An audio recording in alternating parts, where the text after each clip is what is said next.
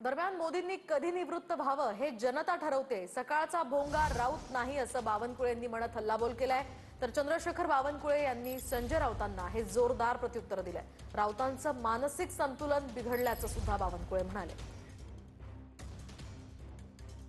नेमकं काय ट्विट बावनकुळेंनी केले आपण सविस्तर पाहूयात।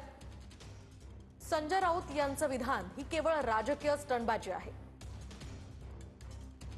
75 वर्ष वयानंतर आदरणीय पंतप्रधान मोदीजी यांनी राजकारण सोडावं असा कोणताही नियम नाही आणि असा कुठलाही निर्णय झालेला नाही।